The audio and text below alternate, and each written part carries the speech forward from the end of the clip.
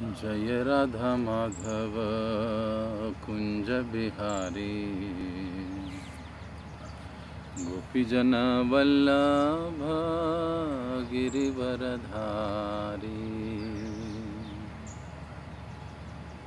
जय राधा माधव कुंज बिहारी गोपीजन वल्लभ गिरिवरधारी। यशोदानंदन व्रज जनरंजन यशोदानंदन व्रज जनरंजन यमुनतीरावनचारी यमुनतीरावनचारी। जय राधा माधव कुंज बिहारी गोपीजन वल्लभ गिरिवरधारी। यशोदानंदन व्रज जनरंजन यशोदानंदन व्रज जनरंजन यमुनतीरावनचारी यमुनतीरावनचारी। जय राधा माधव कुंज बिहारी गोपीजन वल्लभ गिरिवरधारी। बोलो श्री श्री राधा कृष्ण चंद्र भगवान की जय। श्री श्री निताई गौर सुंदर भगवान की जय। जगत गुरु श्रील प्रभुपाद की जय।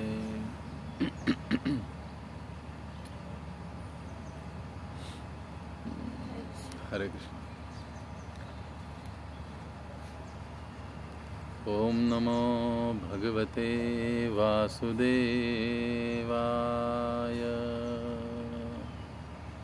ओम नमो भगवते वासुदेवाय।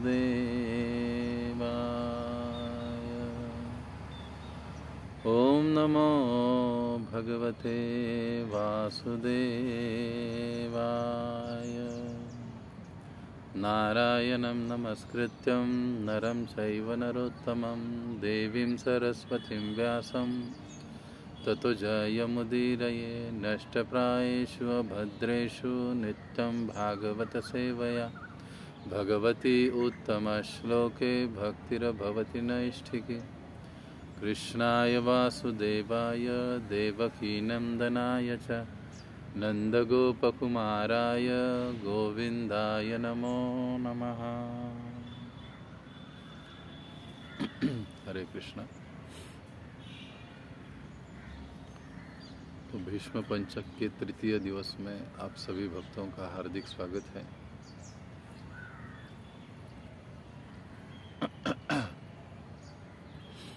और कुंती महारानी की प्रार्थनाओं का जो सत्र चल रहा है उसके भी तृतीय सत्र में आप सभी भक्तों का हार्दिक स्वागत है।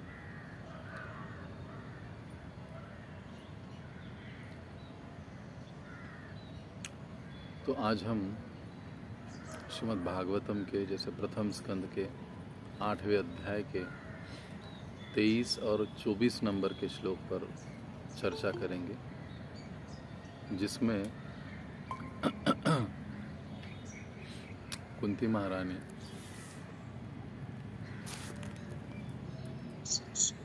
अपने कष्टों का, अपने दुखों का वर्णन करती है।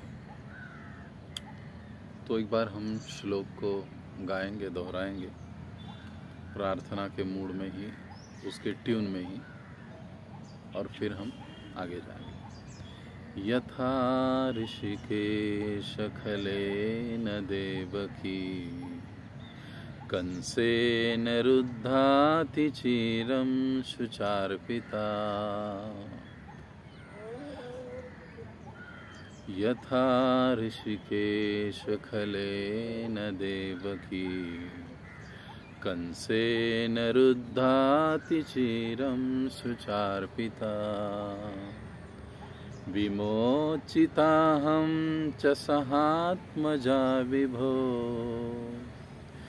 विमोचिताहं च सहात्मजा विभो।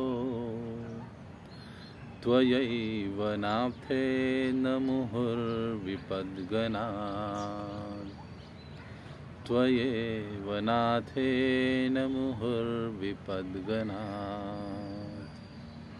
अनुवाद तथा तात्पर्य श्रील प्रभुपाद जी के द्वारा। श्रील प्रभुपाद की जय। अनुवाद। हे ऋषिकेश, हे इंद्रियों के स्वामी तथा देवों के देव, आपने दीर्घ काल तक बंदी गृह में बंदिनी और दुष्ट राजा कंस द्वारा सताई जाती अपनी माता देवकी को तथा निरंतर विपत्तियों से घिरी मुझको पुत्रों समेत मुक्त किया है। तात्पर्य। कृष्ण की माता तथा कंस की बहन देवकी को उसके पति सहित बंदी गृह में रख दिया गया था, क्योंकि दुष्ट राजा कंस को भय था कि वह देवकी के 8वें पुत्र कृष्ण द्वारा मारा जाएगा। उसने कृष्ण के पूर्व के देवकी के सारे बच्चों का वध कर दिया था, किंतु कृष्ण का वध नहीं हो पाया था, क्योंकि वे नंद महाराज के घर पहुंचा दिए गए थे। कुंती देवी भी अपने पुत्रों समेत अनेक कष्टों से बचाई जाती रही, लेकिन भगवान कृष्ण ने कुंती देवी पर कुछ अधिक ही अनुग्रह किया था, क्योंकि वे देवकी के अन्य पुत्रों की रक्षा नहीं कर पाए थे, जबकि कुंती के पुत्रों की रक्षा कर सके थे। इसका कारण यह था कि देवकी के पति जीवित थे, लेकिन कुंती विधवा थी और कृष्ण के अतिरिक्त उनका कोई अन्य रक्षक न था। निष्कर्ष यह निकला कि कृष्ण उस भक्त पर अधिक अनुग्रह करते हैं जो महान संकट में रहता है। कभी कभी वे जानबूझकर शुद्ध भक्तों को ऐसे संकटों में डालते रहते हैं, क्योंकि ऐसी असहाय अवस्था में भक्त भगवान के प्रति अधिक अनुरक्त होता है। भगवान के प्रति जितनी अधिक अनुरक्ति होगी, भक्त को उतनी ही अधिक सफलता प्राप्त होगी। श्रीमद् भागवतम की जय। श्रील प्रभुपाद की जय। कितना सुंदर तात्पर्य श्रील प्रभुपाद जी ने दिया है। गृहस्थों की दृष्टि से प्रैक्टिकल लाइफ के लिए बड़ा ही महत्वपूर्ण है। पिछले 2 सत्रों में हमने देखा कुंती महारानी का चरित्र, और 20 और 22 नंबर के श्लोकों पर हमने चर्चा की। अब कुंती महारानी वर्णन करने वाली है उन कष्टों का, या वर्णन कर रही इस श्लोक में उन कष्टों का जो उनको जीवन भर हुआ, और इन कष्टों को स्मरण करने के कारण या स्मरण करने से वे भगवान का स्मरण करेगी, कृष्ण का स्मरण करेगी। जिन कष्टों में भगवान श्री कृष्ण ने उन्हें मदद की और मुक्त किया, उन कष्टों का स्मरण करने से स्वभावतः ही उन्हें भगवान का स्मरण हो आता है। और इस श्रृंखला में सबसे पहला जो शब्द आता है यथा, मानो। ऋषिकेश, ऋषिकेश भगवान का एक नाम। ऋषिक का मतलब होता है इंद्रिय, और ईश का मतलब होता है भगवान, इंद्रियों के स्वामी।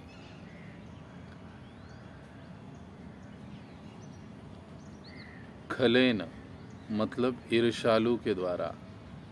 अभी ईर्ष्यालु कौन था? तो ईर्ष्यालु कंस था, और फिर देवकी का जिक्र होता है। तो सबसे प्रथम कुंती महारानी माता देवकी के कष्टों का जिक्र करती है कि प्रायः हम जीवन में जब भी कोई संकट से घिर जाते हैं, कष्ट आता है, तो हम अपनी समस्या भगवान के पास पहला अर्जी लगाने की कोशिश करते हैं। आज ये अर्जी शब्द काफ़ी प्रचलित हुआ है, तो पहला हम लोग अर्जी लगाने की कोशिश करते हैं। पहले मैं प्रसाद हो, पहले मैं भगवान का दर्शन हो, उसको हटाकर पहले मैं। इस प्रकार से हम अपने दृष्टि से या अपने लिए सबसे पहले भगवान के पास जाने की, उनसे कहने की कोशिश करते हैं। लेकिन यहाँ पर कुंती महारानी का एक गुण देखते हैं, या वैष्णव का गुण होता है कि वो अन्यों के लिए प्रार्थना करता है, अन्यों के दुखों का जिक्र सबसे पहले भगवान के सामने करता है कि देखो भगवान, उनको कितना कष्ट हुआ है, उनको कितना कष्ट हो रहा है, आप उन पर कृपा कीजिए। ये वास्तविकता में वैष्णव चेतना है। पर दुख दुखी, सभी को इस भौतिक जगत में दुख है ही, चाहे भक्त हो अभक्त हो, लेकिन वैष्णवता उसे कहते हैं जो अन्यों के दुखों से दुखी होता है, और केवल दुखी नहीं होता है तो अन्यों के दुखों के लिए भगवान के पास भी जाता है, अन्यों के दुखों के लिए भी भगवान के पास जाता है और भगवान से प्रार्थना करता है। हर भक्त वैसे एक दूसरे के लिए प्रार्थना कर सकता है।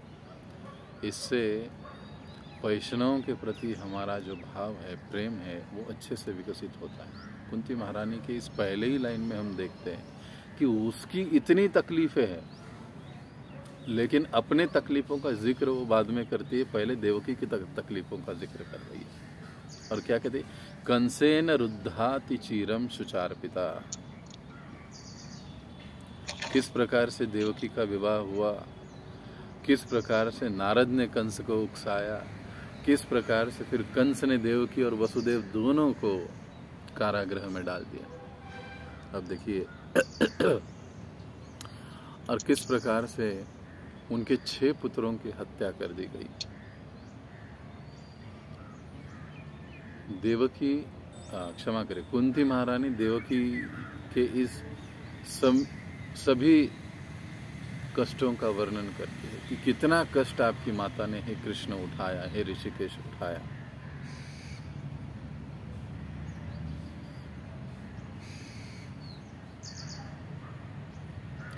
अब इतना सब कष्ट देवकी उठाने के बाद, कृष्ण की माता होने के बाद भी प्रभुपाद जी तात्पर्य में हमको समझा रहे हैं कि देवकी के पुत्रों की रक्षा भगवान ने नहीं करी, लेकिन कुंती के पुत्रों की रक्षा की। अब ऋषिकेश शब्द से भगवान को संबोधन करने का कुंती महारानी का क्या अर्थ है? इस श्लोक ऋषिकेश का मतलब, जैसे हमने कहा कि ऋषि का मतलब इंद्रिय और ईश मतलब स्वामी, इंद्रियों के स्वामी। प्राय हम लोग कहते हैं मेरा हाथ है, मेरा कान है, मेरा शरीर है, लेकिन ये हमारा है ही नहीं। वास्तविकता में इसके स्वामी भगवान है। हाथ में शक्ति है, जैसे ही भगवान इस हाथ से शक्ति निकाल लेंगे, हाथ को पैरालिसिस हो जाएगा, काम करना बंद कर देगा।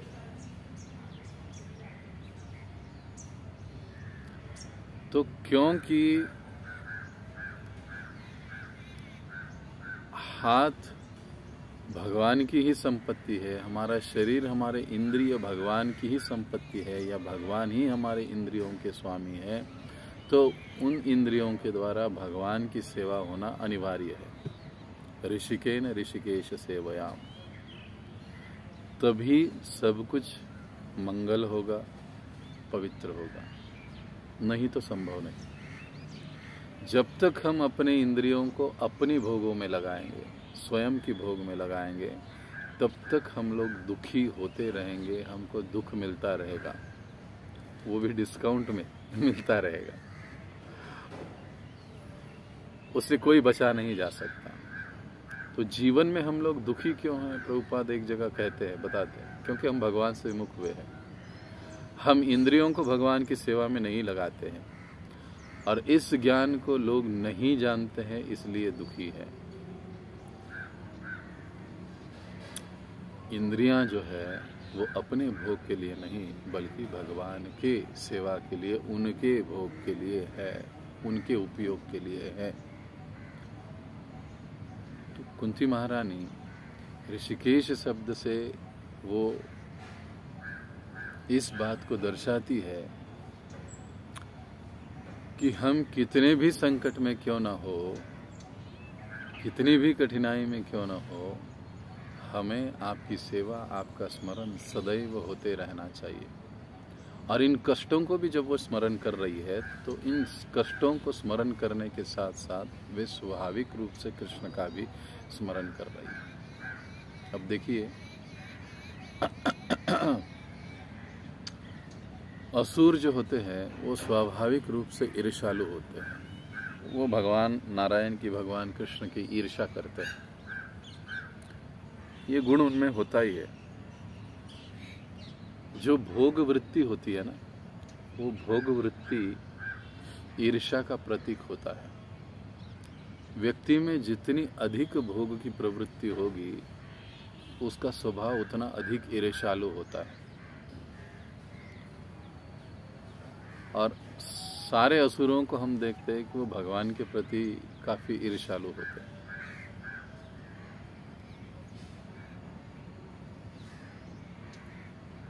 हम जितना अधिक अपने इंद्रियों को भगवान की सेवा में जोड़ते जाते हैं, अपने आप को लगाते जाते हैं, उतना ही हम भगवद ईर्ष्या से या जनसाधारण की ईर्ष्या से मुक्त होते जाते हैं। हम अपना भी परीक्षण कर सकते हैं। जितनी अधिक इंद्रिय भोग की भावना हम में है, फिर चाहे वो भोग शारीरिक हो, मानसिक हो, बौद्धिक हो, पद प्रतिष्ठा का हो, जितना भी हम इनके प्रति आसक्त है, समझ लीजिए उतना हम में ईर्ष्या की मात्रा है। और कहीं ना कहीं हम भगवान से ईर्ष्या कर रहे हैं। और प्रभुपाद जी इसी भागवतम में, इसी स्कंद में एक महत्वपूर्ण बात बताते हैं कि ईर्ष्या से मुक्त हुए बिना कोई भी भगवत धाम नहीं जा सकता, कोई भी भगवत प्रेम प्राप्त नहीं कर सकता। अतएव अपने मन बुद्धि सहित समस्त इंद्रियों को भगवान की सेवा में लगाना ही ईर्ष्या से मुक्त होने का एक अच्छा उपाय है।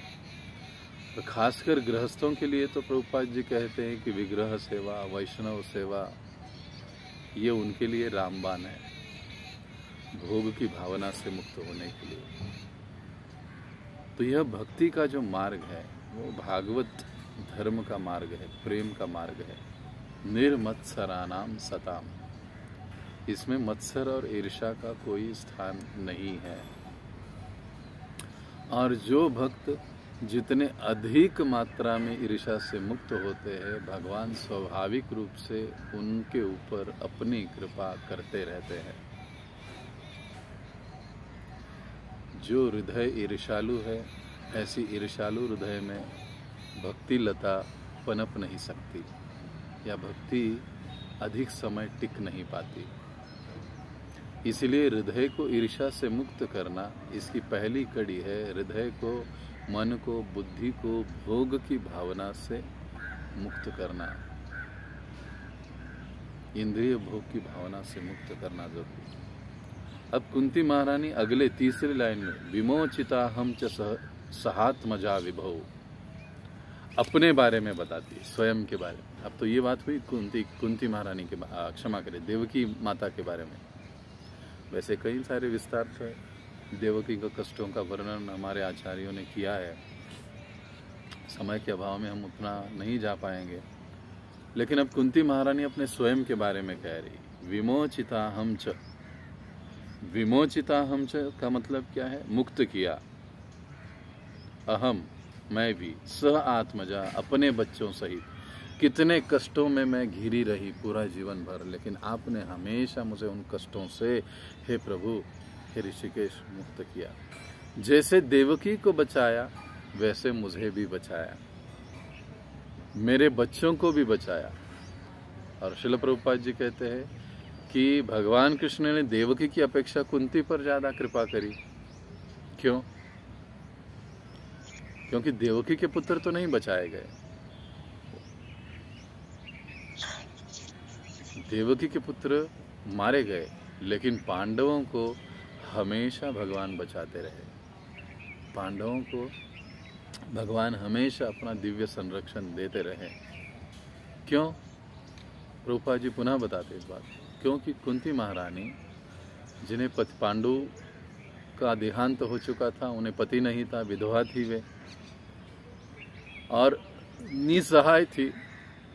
रहती तो थी हस्तिनापुर में, लेकिन उसका कोई सहायक नहीं था वहां पर। केवल जन लज्जा के कारण, लोक लज्जा के कारण धृतराष्ट्र ने उन्हें अपने महल में जगा दी थी। कि अपने बड़े भाई की पत्नी है, विधवा है, लेकिन उनको सपोर्ट करने वाला या उनको सहायता करने वाला कोई नहीं था। एकदम निसहाय असहाय थी और ऐसी स्थिति में अपने 5 बच्चों की रक्षा उनके षड्यंत्रों से करना ये बहुत बड़ा कठिन कार्य कुंती महारानी पर था।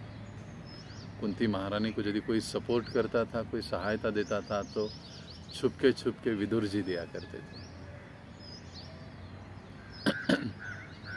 तो प्रभुपाद जी समझाते हैं कि जो इस प्रकार से निसहाय अवस्था में भक्त होते हैं उन पर भगवान अधिक कृपा करते हैं, क्योंकि ऐसी निसहाय असहाय अवस्था में भक्त भगवान की अधिक दृढ़ता से शरणागति लेता है और वो अधिक सफल होता है। इसका मतलब क्या, हम लोग जबरदस्ती असहाय बने नहीं।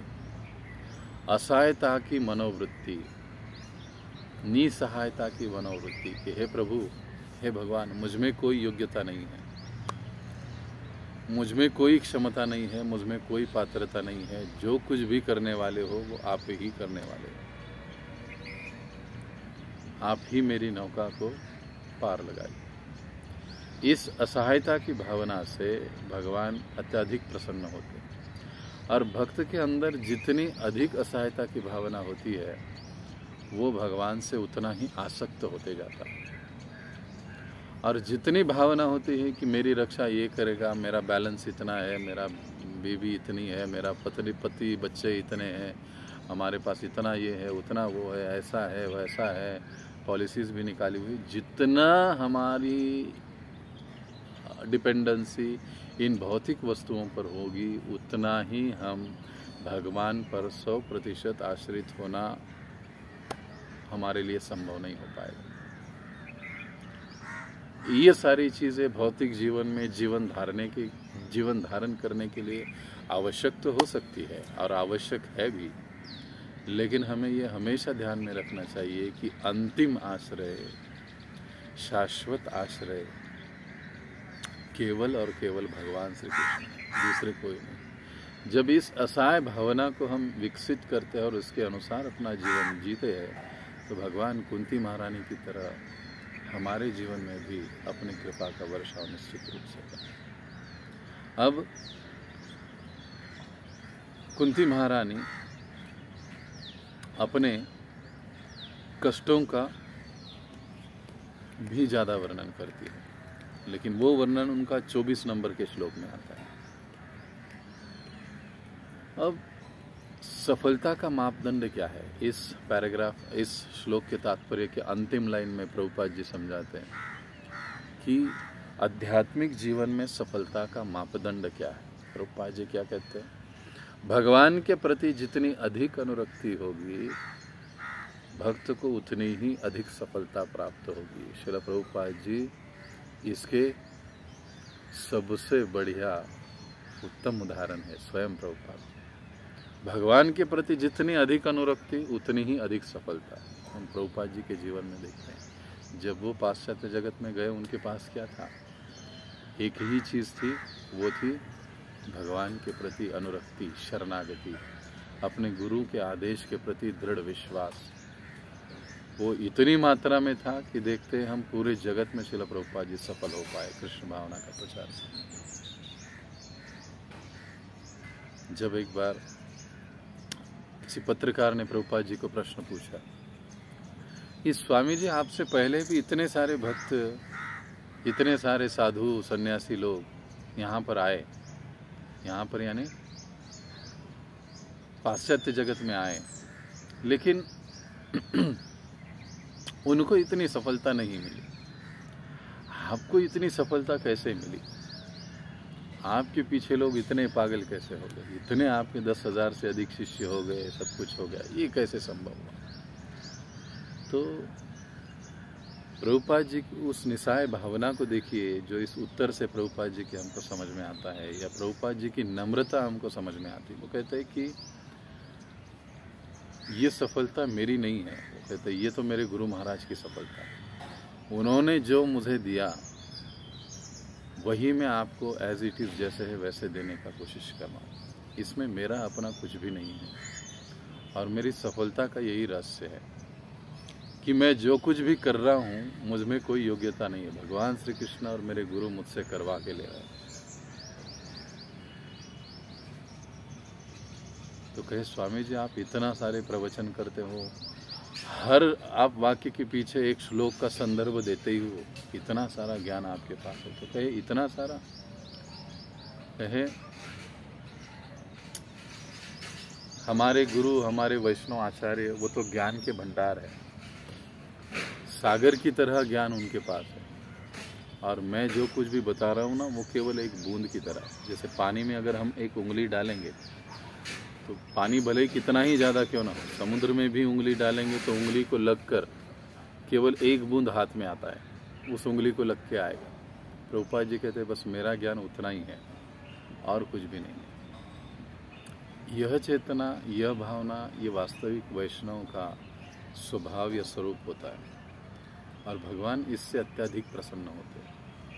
कुंती महारानी में हम इस बात को देखते हैं।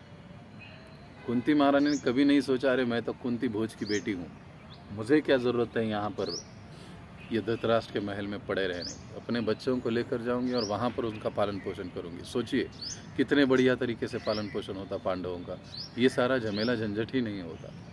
लेकिन क्योंकि कुंती महारानी सोचती है कि मेरा धर्म है अंत तक ससुराल में रहना।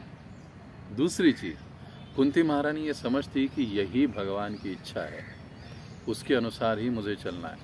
यहाँ तक कि जब युद्ध का आरंभ होता है तो कुंती महारानी अपने पुत्रों के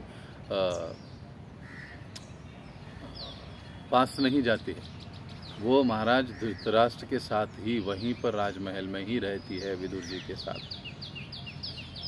वो कहती नहीं मेरा स्थान यहीं पर है, मेरा यही धर्म है, मेरा यही कर्तव्य है, मुझे यहीं पर रहना है। इससे हम कुंती महारानी की इस भावना को समझते हैं, और इसलिए हम देखते हैं कि महारानी कुंती के जीवन में भगवान श्री कृष्ण का इतना बड़ा हाथ रहा, उनकी कृपा रही। अब 24 नंबर का जो श्लोक है, इसमें कुंती महारानी अलग अलग जो समस्याएं, जो संकट हुए उनके जीवन में आए, उस प्रत्येक संकट का वर्णन करती है। विशान महापने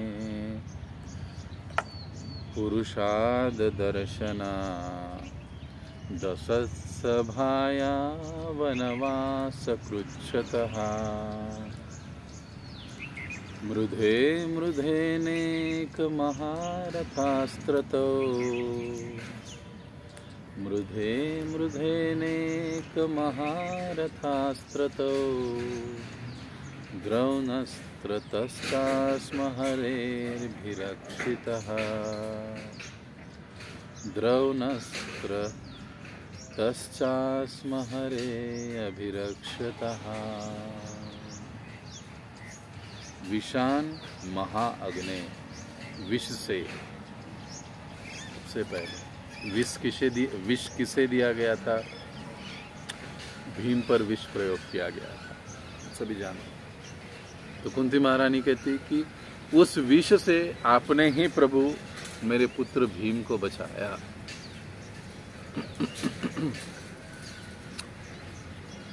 दूसरी चीज, महाअग्नि, प्रबल अग्निकांड, वारनावत कांड, जो महल को आग लगाने की बात हुई, दुर्योधन एंड कंपनी ने उनको जलाकर मारने की चेष्टा की, लेकिन भगवान श्री कृष्ण की सहायता से, कृपा से, विदुर जी की सहायता से वे बचा लिए गए।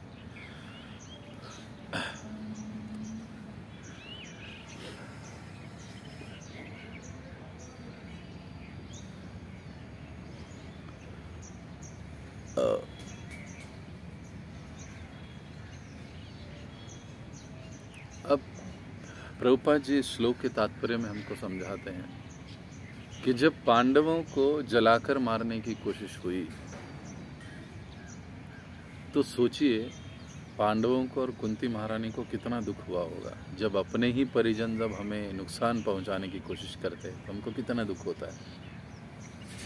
तथाकथित परिजन, वास्तविक परिजन तो भगवान ही है हमारे, लेकिन इस भौतिक जगत में भी जो तथाकथित परिजन है वो परिजन जब हमको नुकसान पहुंचाने की कोशिश करते तो हमको कितना दुख होता है।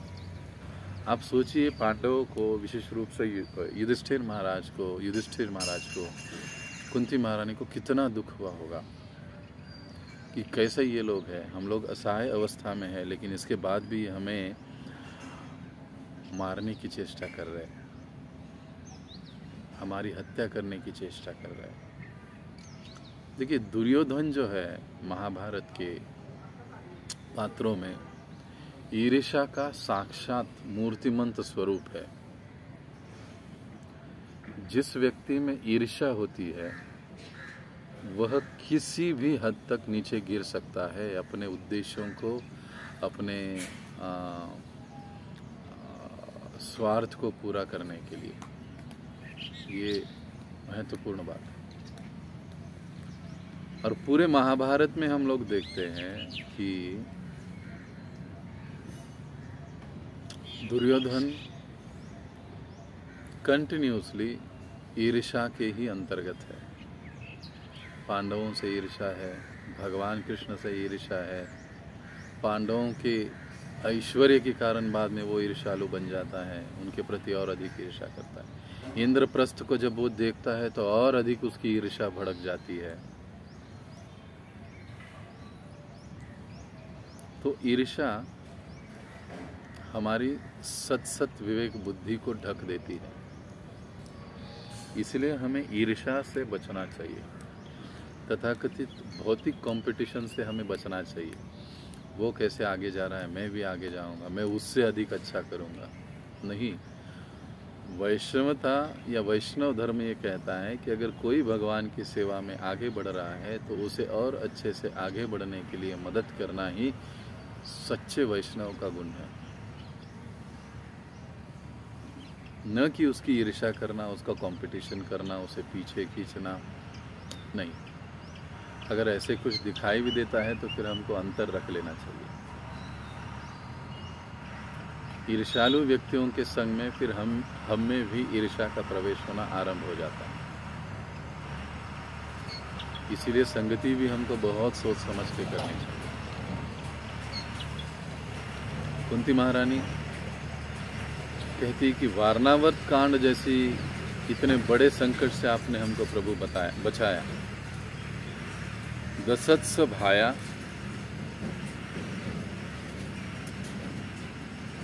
अत्सभाया, असत्सभाया। असत्सभा यानी द्रौपदी का वस्त्रहरण हस्तिनापुर में हुआ। तो उस वस्त्रहरण से हमारी लज्जा को हे प्रभु आपने रक्षा की। वनवास कृच्छतः, वनवास में जब कष्ट हमको हो रहे थे उस कष्टों से आपने हमको बचाया। राक्षसों का वध, बकासुर का वध, हिडिंब का वध, हिडिंबा और भीम का विवाह आदि सारी चीजें इस स्मरण में आती है कुंती महारानी के। और इस स्मरण के माध्यम से वो भगवान की कृपा को स्मरण कर रही है। कई बार हम लोग अपने संकट, अपने दुखों का ही इतना बोलबाला कर लेते हैं कि मुझसे दुखी और मुझसे बड़ा संकट किसी को होगा ही नहीं। लेकिन उस संकट के स्थिति में किस प्रकार से भगवान हमको मदद कर रहे हैं, ये सोच रखना, ये चेतना रखना बहुत ज़रूरी होता है। तो उसके माध्यम से हम भगवान को स्मरण कर रहे हैं। कुंती महारानी यहाँ पर यही दर्शा रही है। वस्त्रहरण की कथा भी हम जानते हैं सभी। अब उन कथाओं को हम नहीं लेंगे। वैसे इन कथाओं में, इन लीलाओं में जो पांडवों के साथ घटनाएं घटी, बहुत सारे रहस्य छिपे हुए हैं, बहुत सारी शिक्षाएं छिपी हुई है। समय के अभाव में हर बात हम लोग नहीं ले पा रहे। लेकिन द्रौपदी की लज्जा की रक्षा हुई जब उसने हे गोविंद कहा, जब सब कुछ आपके हाथ में। पहले अपने पतियों को बुलाया रक्षा करने के लिए, नहीं आए, वो नहीं आ पाए। फिर अपने वरिष्ठ जनों को बुलाया सभा के, उनको, वो भी नहीं आए। फिर अपने दांतों से, अपने हाथों से अपने वस्त्रों को बचाने का कोशिश किया, वो भी नहीं हो पाई। जब सभी ओर से वो निराश हो गई, तब उसने अंत में कहा, दोनों हाथ उठा दिए, साड़ी को छोड़ दिया, हे गोविंद आप जो भी करना चाहो। और यही पूर्ण शरणागति भगवान चाहते हैं। जब तक हमारी शरणागति आधी अधूरी है तब तक हम अपने जीवन में भगवान की कृपा को नहीं देख पाते। जो करना है, जैसे करना है, प्रभु आप मेरे जीवन में कीजिए। मेरा जो निहित कर्तव्य है उसका तो मैं पालन करता रहूँगा, अपनी जिम्मेदारियों को निभाता रहूँगा, लेकिन मेरा जो जीवन है वो आपके अधीन है। आप जैसे रखोगे वैसे मैं रहूँगा। कुरुक्षेत्र के युद्ध में इतने बड़े बड़े महारथी थे। महारथ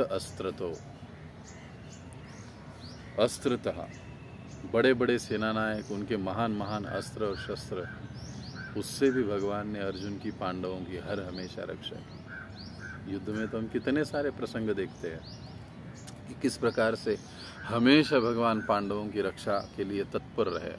भले ही उनके हाथ में कोई अस्त्र शस्त्र नहीं था, पांडवों को बचाने के लिए उन्होंने भीष्म पर प्रहार करने के लिए दौड़ पड़े रथ का पहिया लेकर, क्योंकि पांडव संकट में, अपने वचन को भी वो भूल गए, तोड़ दिया। कोई चिंता नहीं मुझे लोग क्या कहेंगे, लेकिन मेरे भक्तों की रक्षा होनी चाहिए। कौन्तेय प्रतिजानी ही न मे भक्त प्रणश्यति, मेरे भक्तों का मैं कभी भी नाश होने नहीं देता हूँ। तो कुंती महारानी स्मरण कर रही है कि प्रभु कैसे इतने बड़े युद्ध में हम लोग कितने से थे, वो लोग मात्रा में कितने थे, कितने बड़े बड़े योद्धा उनके साथ थे, लेकिन इसके बावजूद भी आपने मेरे पुत्रों की रक्षा करी। मेरे सारे पुत्र व्यवस्थित रखे, सकुशल रखे। अंत में कहती द्रौणी अस्त्र चास्मा, द्रौणी यानी द्रोण के पुत्र अश्वत्थामा, उन्होंने जो ब्रह्मास्त्र छोड़ा, उस ब्रह्मास्त्र से भी आपने अभी अभी हमारी रक्षा की। हरेर अभिरक्षिता, हे प्रभु, हे हरि, आपने हमारी अभी अभी उस ब्रह्मास्त्र से भी रक्षा करी। हरि सब कुछ हरने वाले, लेकिन फिर भी भक्त का रक्षण करने वाले, उन्हें कहा जाता है हरि। सभी भौतिक सुविधाओं, वस्तुओं को छीन कर भगवान श्री कृष्ण, भगवान श्री हरि भक्त को पूर्णतया अपने आप पर आश्रित कर लेते हैं।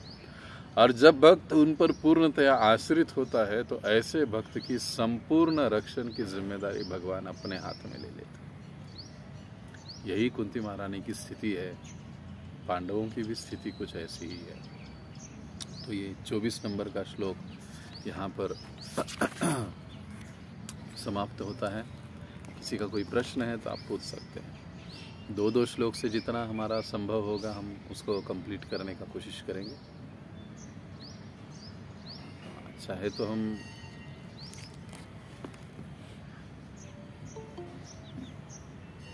अभी आई थिंक कितना समय क्या हुआ है, 8:17।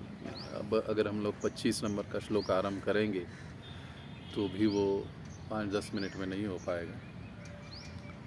तो हम यहाँ पर रुकेंगे।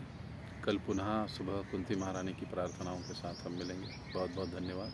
हरे कृष्ण। जगत गुरु श्रील प्रभुपाद की जय। अनंत कोटि वैष्णव वृंद की जय। ये सारे वीडियोस, ये सारे प्रवचन अपने श्री राधा कृष्ण चंद्र मंदिर चैनल पर उपलब्ध होंगे आपको, तो आप इसको बाद में भी सुन सकते हैं। हरे कृष्ण। जगत गुरु श्रील प्रभुपाद की जय। ग्रंथराज श्रीमद् भागवत